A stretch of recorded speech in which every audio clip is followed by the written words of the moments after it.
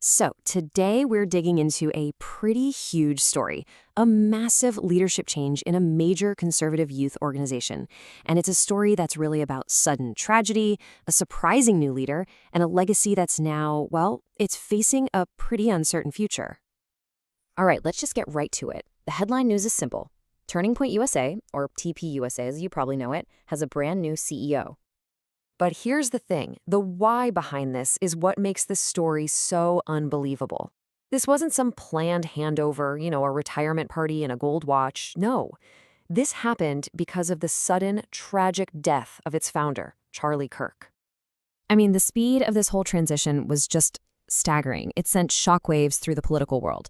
So let's break down exactly how this all went down. Just look at this timeline. The speed it's just wild. On September 10th, the founder, Charlie Kirk, was killed. Then, just 8 days later, on September 18th, his widow, Erika Kirk, was unanimously appointed the new CEO.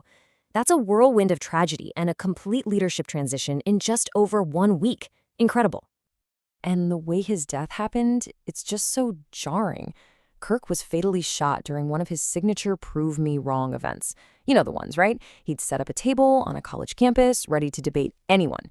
That whole format was a huge part of his brand. It's what put him out there, right, in the public square. And sadly, that's ultimately where his life was cut short. So to really get why this is such a big deal, you have to understand the guy who built this thing from scratch. We need to talk about Charlie Kirk's legacy and just how huge his impact was. You see, Charlie Kirk wasn't just some figurehead. For a lot of people, he was Turning Point USA. I mean, he founded it when he was just 18 years old. He quickly became this massive voice for young conservatives, famous for those viral campus debates. He had a really influential radio show, and of course, a very close alliance with former President Donald Trump. All of that really cemented him as a major player in the movement.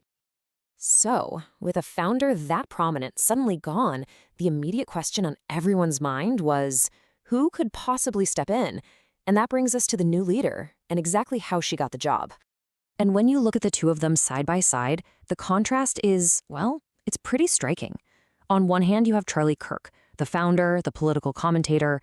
On the other, you have his wife, Erika, a former Miss Arizona USA, a podcaster, and a mother of two. Now, she was definitely involved in the movement, but her public profile is just completely different.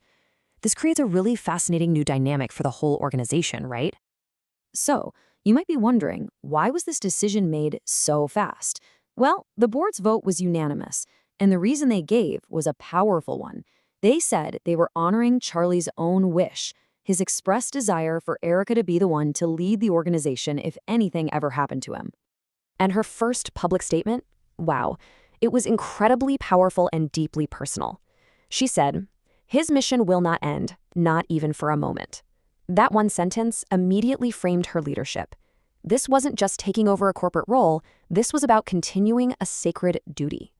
And that personal commitment she showed, it was totally mirrored by the organization's official stance on its future. They made it crystal clear. The focus is unwavering, and it's all about continuing the mission. So, what's the game plan now? It's all about continuity and even expansion. The plan is to keep Charlie's vision going by growing the American Comeback Tour, pushing for even more campus outreach, and keeping up that strong media presence. The message here is pretty clear. The direction isn't changing, just the leader at the helm. The board really doubled down on this with their own defiant statement, basically framing the future as a fight. They said, "We will not surrender or kneel before evil. We will carry on." Language like that, it positions the organization not as a group that's just in mourning, but as one that's been galvanized by this tragedy. You see supporters rallying around Erika Kirk, not just as the new leader, but as a symbol of resilience and faith.